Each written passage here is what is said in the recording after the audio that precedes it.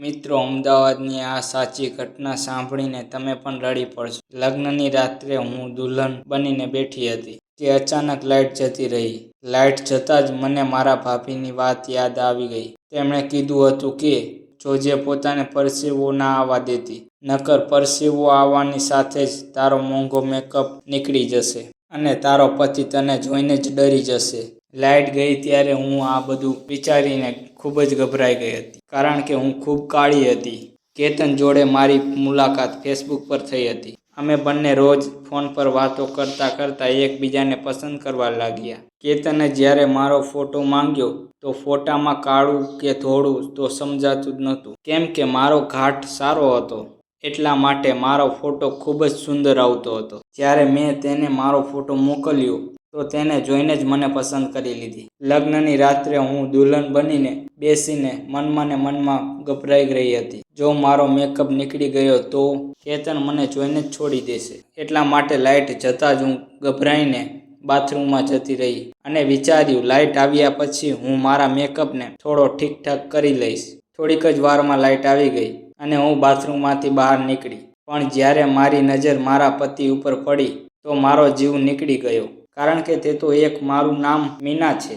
હું દેખાવમાં એકદમ કાળી હતી, એટલે મારા માટે જે પણ વાત આવતી મારા કાળા રંગને જોઈને મને ના પસંદ કરી દેતા. આ વાતને લઈને હું અને મારા ઘરના લોકો ખૂબ જ પરેશાન રહેતા હતા કે આખરે મારા લગ્ન થશે કે નહીં. હું મારી બે બહેનોમાંથી ખૂબ જ શ્યામ હતી. મારી બંને બહેનો મારાથી નાની હતી, પણ તેમના લગ્ન થઈ ગયા હતા. મારા શ્યામ વર્ણના કારણે કોઈ પણ મને છોકરો પસંદ કરતો ન હતો. છોકરાવાળા મને જોવા તો આવતા, પણ જોઈને જ મને ના પસંદ કરી દેતા. જો મારા શ્યામ વર્ણને ના જોવામાં આવે તો હું બધી વાતોમાં આગળ હતી. સારું ખાવાનું બનાવી લેતી અને ભણવામાં પણ ઠીક હતી.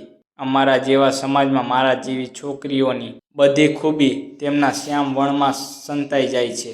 મારા મોં પર કહી દેતા હતા કે આ છોકરી તો ખૂબ જ શ્યામ છે. જો તમારી નાની દીકરીનો સંબંધ કરવા માગો છો તો જણાવી દેજો કે આ નાની નાની વાતોથી મારા ઉપર શું અસર થતી હશે. છોકરાવાળાના ગયા પછી હું ખૂબ રોતી. માં મને બહુ સમજાવતી. ધીમે ધીમે સમય વીતતો ગયો અને મારી ઉંમર પણ વધતી રહી હતી. થોડા દિવસ પછી મારાથી નાની મારી બંને બહેનોના લગ્ન થઈ ગયા. મેં અને મારા ઘરના લોકોએ તો મારા લગ્નની ઉમ્મીદ પણ છોડી દીધી હતી. પણ થોડા દિવસ પછી ઉમ્મીદનું કિરણ નજર આવ્યું જ્યારે મેં ફેસબુક ઓપન કર્યું. ફેસબુક ઉપર જ મારી કેતન સાથે મુલાકાત થઈ હતી. કેતન જોવામાં ખૂબ જ ખૂબસૂરત હતા. મેં ફેસબુક ઉપર તેમનો ફોટો જોયો હતો.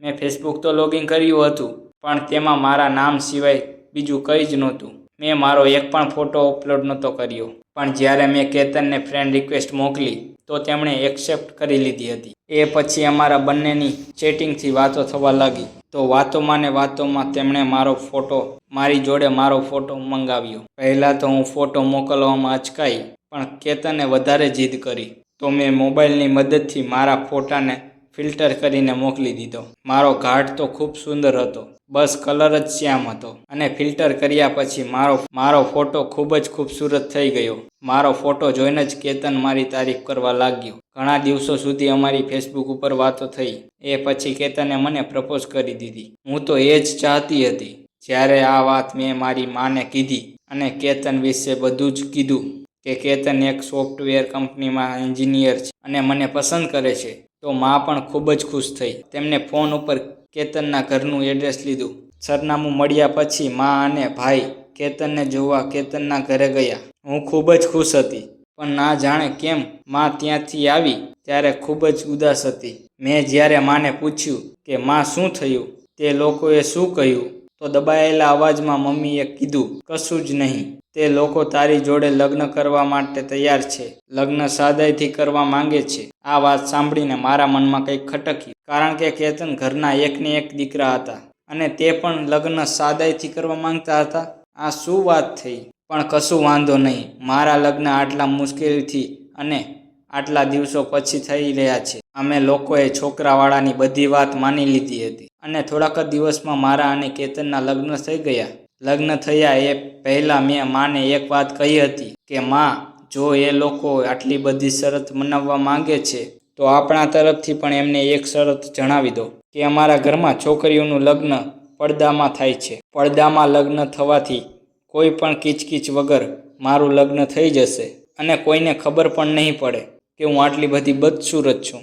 અને લગ્ન થયા પછી શું છે? જ્યારે લગ્ન થઈ જશે તો હું મારા પ્રેમ અને ગુણથી મારા પતિને મારા બનાવી લઈશ. માએ કશું કીધા વગર મારી વાત માની લીધી અને છોકરાવાળાને જણાવી દીધું કે અમારા ઘરે લગ્ન પડદામાં થશે. છોકરાવાળાએ પણ અમારી શરત માની લીધી. થોડા દિવસો પછી મારું અને કેતનનું લગ્ન થઈ ગયું. લગ્ન થયા પછી ભાભી મારા રૂમમાં આવી અને હસીને મને કહેવા લાગી, જોજે મીના, લગ્નની પહેલી રાત્રિએ પોતાને પરસેવો ના આવવા દેતી, નકર આટલો મોંઘો મેકઅપ તારો ખરાબ થઈ જશે. એ વખતે મેં ભાભીની વાત ઉપર કોઈ જ ખાસ ધ્યાન દીધું ન હતું અને દુલ્હન બનીને સાસરીમાં જતી રહી. હું લગ્નની પહેલી રાત્રે બેડ ઉપર બેઠી હતી ત્યારે અચાનક લાઇટ જતી રહી. લાઇટ જતી રહેવાની સાથે જ મને થોડો ઘણો પરસેવો આવવા લાગ્યો અને મને ભાભીની યાદ આવી ગઈ કે જોજે પરસેવો ન આવવા દેતી. લાઇટ જતાની સાથે જ ગભરાઈને હું બાથરૂમમાં જતી રહી અને જ્યારે લાઇટ આવશે તો હું મારા મેકઅપને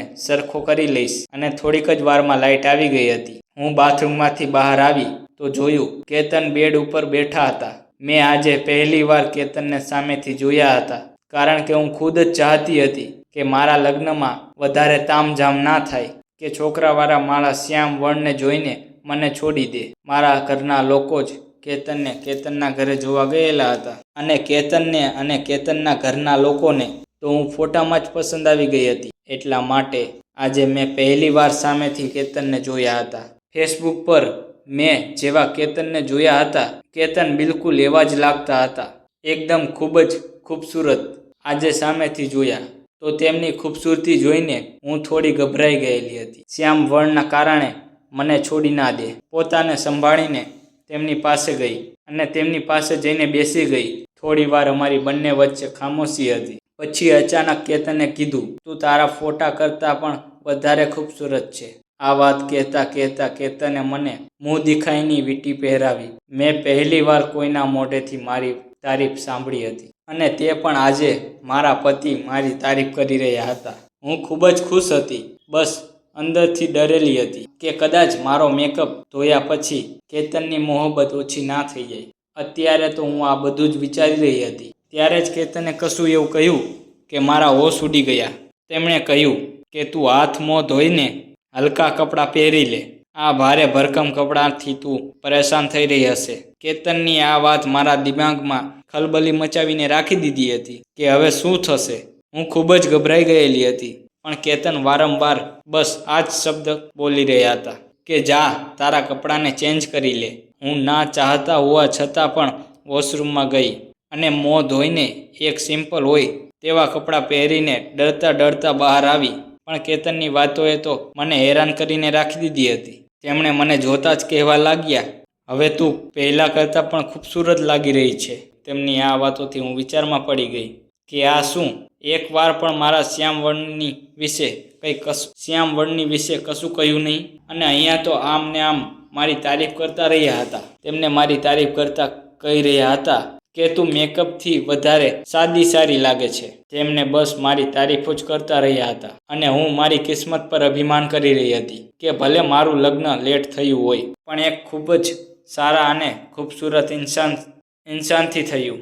હજી હું એ જ વિચારી રહી હતી કે દરવાજા ઉપર દસ્તક થઈ અને તે દસ્તકે મારી જિંદગી બરબાદ કરીને રાખી દીધી. કેતન દરવાજો ખોલવા માટે ઊભા થઈ આવે તો મેં જોયું કેતન સ્ટેન્ડના સહારે લંગડાતા ચાલી રહ્યા હતા. લોખંડની સ્ટીલના સહારે દરવાજો ખોલ્યો. કેતનનો એક પગ ઘૂંટણની નીચેથી ન હતો. આ બધું જોઈને હું હિબકે રડવા લાગી. રૂમની બહાર મારી નણંદ હતી જે દૂધ લઈને આવી હતી. તે દૂધ રાખીને જતી રહી. આજે મને માનું મૌન યાદ આવી રહ્યું હતું કે માં જ્યારે કેતનને જોઈને આવી હતી તે વખતે એટલી ચૂપચાપ કેમ હતી. મારા ઘરના બધા લોકોને ખબર હતી કે કેતનનો એક પગ નથી, સિવાય મારા પણ કોઈએ એક વાર પણ મને આ વાત ન કીધી. તેમને તો એમ હતું કે કોઈ પણ રીતે બસ મારા લગ્ન થઈ જાય અને હું આ ઘરમાંથી જતી રહ્યું. આ બધું વિચારીને હું હિબકે રોઈ રહી હતી. કેતન મારી સામે આવીને બેસી ગયા અને થોડી વાર મને રડતા જોઈ રહ્યા હતા અને પછી કહેવા લાગ્યા, શું તારા ઘરના લોકોએ મારા વિશે તને કશું જ ન કહ્યું હતું? મેં તો તેમને બધું જણાવી દીધું હતું. કદાચ મારું રોવાનું કારણ તે જાણી ગયા હતા. મેં ફરિયાદવાળા અંદાજે તેમને કહ્યું, પણ આ વાત તમે પહેલાં મને કેમ ના જણાવી? મીના, આપણા લગ્ન પસંદગીના લગ્ન હતા. આપણે એકબીજાની રંગરૂપ બનાવટને જોઈને નહોતા પસંદ કર્યા.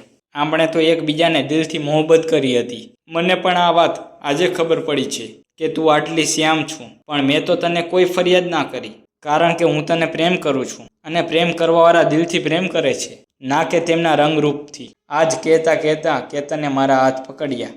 ત્યારે જ હું તેમના હાથમાંથી મારા હાથને ખેંચીને સોફા ઉપર જઈને સૂઈ ગઈ હતી. મારી હરકત જોઈને થોડીવાર તેમને મને ખામોશથી જોઈ રહ્યા હતા અને પછી બેડ ઉપર આડા પડી ગયા. ધીમે ધીમે કરીને મારા લગ્નના 10 થી 12 દિવસ વીતી ગયા, પણ હું કેતન જોડે વાત નહોતી કરી રહી હતી, કારણ કે મારી સાથે ધોકો કરવામાં આવ્યો હતો.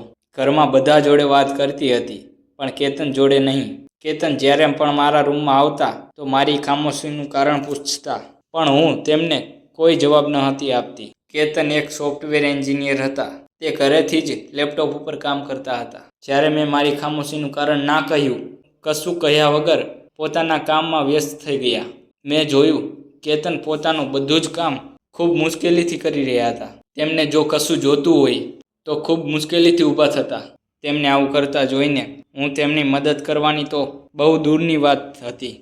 ગુસ્સામાં હું મોં ફેરવી લેતી હતી. કેતન જો ભૂલથી પણ મારી જોડે કોઈ પણ વસ્તુ મંગાવતા તો હું તેમને ખીજાઈને જવાબ આપતી હતી, પણ તેમને મારી કોઈ પણ વાત ઉપર ગુસ્સો ના આવ્યો, પરંતુ મારું બધું સાચું ખોટું ખામોશીથી સાંભળી લેતા. એક દિવસ કેતને મને કહ્યું કે હું કામથી ક્યાંક બહાર જઈ રહ્યો છું. જો તારે પિયરમાં જવું હોય તો હું તને ત્યાં મૂકી જઈશ. તેમની આ વાત સાંભળીને હું હસતા હસતા બોલી, શું તમે એ લાયક પણ છો કે મને ક્યાંય લઈ પણ જઈ શકો છો? મારી આ વાત ઉપર તેમનો ચહેરો ઉદાસ થઈ ગયો. તે મને કહેવા લાગ્યા કે મને ગાડી ચલાવતા આવડે છે. તેમની આ વાતે મને હેરાન કરીને રાખી દીધી. પછી મેં વિચાર્યું, કદાચ આમની ગાડી ઓટોમેટિક હશે. પછી મેં વિચાર્યું, ચાલો જઉં છું અને હું જોઉં છું કે આમને ગાડી કેવી રીતે ચલાવે છે. મેં જોયું ગાડી નોર્મલ ગાડી જેવી જ હતી અને તે એક પગેથી ગાડીને કંટ્રોલ કરીને ખૂબ જ આસાનીથી ચલાવી રહ્યા હતા. તો આજુબાજુ પસાર થવાવાળી અમુક છોકરીઓ અમને બંનેને અજીબ રીતે જોવા લાગ્યા અને અમને જોતા જ હસતા હસતા કહેવા લાગી, કેવો ખૂબસૂરત છોકરો છે અને પત્ની જુઓ એકદમ કાળી છે. મને તો દયા આવે છે બિચારા ઉપર. છોકરીઓની વાત તો અમે બંનેએ સાંભળી હતી. તેમની વાતો તો સાંભળીને મારું લોહી ઉકળી ગયું. તે લોકોએ મારા જખમને નવી રીતે તાજા કરી દીધા હતા. મારો ચહેરો જોઈને જ કેતન સમજી ગયા કે તે છોકરીઓની વાતોએ મને પરેશાન કરી દીધી છે. તે મને સમજાવતા કહેવા લાગ્યા, તું લોકોની વાતોની ચિંતા ના કર્યા કર, કારણ કે તું મારા માટે ખૂબ જ ખૂબસૂરત છે. કેતનની આ વાત સાંભળીને મેં ગુસ્સામાં કહ્યું, બસ કરો હવે મારી તારીફ કરવાની. એક છોકરી માટે બિલકુલ આસાન નથી હોતું એક અપંગની સાથે જિંદગી વિતાવવી. થોડી વારમાં જ મારું પિયર આવી ગયું. કેતન મને બહારથી જ મૂકીને જઈ રહ્યા હતા, પણ જતાં તેમણે મને કહ્યું, મીના, જો તું મારી સાથે ખુશ નથી તો તું જે ચાહે તે ફેસલો કરી શકે છે. તું કોઈ પણ ફેસલા માટે આઝાદ છું. મારા માટે પાછું આવવાનો રસ્તો જો આટલો જ આસાન હોત તો મેં તમને છોડી દીધા હોત.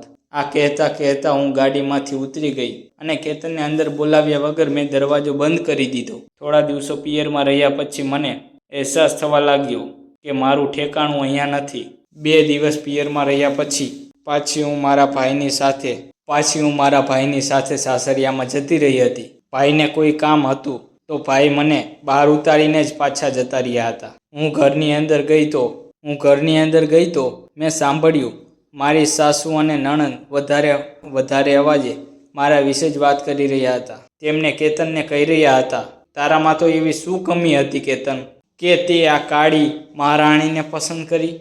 તારી કાબિલિયત જોઈને બહુ છોકરીઓ તારી સાથે લગ્ન કરવા માટે તૈયાર હતી. સારું એવું કમાવું છું, ઘર છે, ગાડી છે. તે એકવાર પણ મહેસૂસ કર્યું છે કે તે તારી સાથે બિલકુલ સારી નથી લાગતી, કાળી કાગડી જેવી? કેતને ગુસ્સામાં કહ્યું, બસ કરો માં, મીના મારી પત્ની છે અને તે કેટલી ખૂબસૂરત છે તે મારાથી બહેતર કોઈ નથી જાણતું. જ્યારે હું તેની સાથે ખુશ છું તો કોઈને કોઈ હક નથી તેને કશું કહેવાનો. ખામોશીથી હું એમની વાત સાંભળીને હું સીધી મારા રૂમમાં જતી રહી અને મને મારી ભૂલનો સારી રીતે અહેસાસ થવા લાગ્યો. હું હજુ એ બધું વિચારી રહી હતી ત્યારે જ કેતન રૂમમાં આવ્યા અને મને જોઈને હેરાન થઈ ગયા અને પૂછવા લાગ્યા, તું ક્યારે આવી?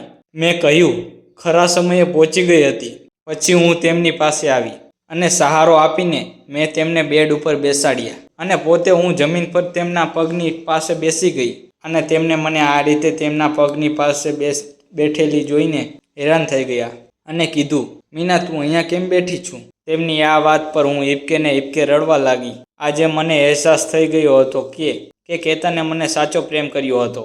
એટલા માટે મારી અંદરની કોઈ પણ કમી નહોતી લાગતી અને હું હતી કે બસ તેમનામાં કમીઓ નીકાળતી હતી. મને મારી ભૂલનો અહેસાસ થઈ ગયો હતો. મેં કેતન પાસે માફી માંગી અને આજે મેં કેતનને મારું બધું સોંપી દીધું. આજે હું તેમની સાથે ખૂબ જ ખુશ હતી કારણ કે તે ખૂબ જ સારા ઇન્સાન છે અને સૌથી મોટી વાત તો એ છે કે તે મને ખૂબ જ પ્રેમ કરે છે. દોસ્તો, બીજા આવા નવા અને તાજા વિડીયો જોવા માટે અમારી ચેનલને સબસ્ક્રાઈબ કરવાનું ભૂલશો નહીં. ધન્યવાદ દોસ્તો.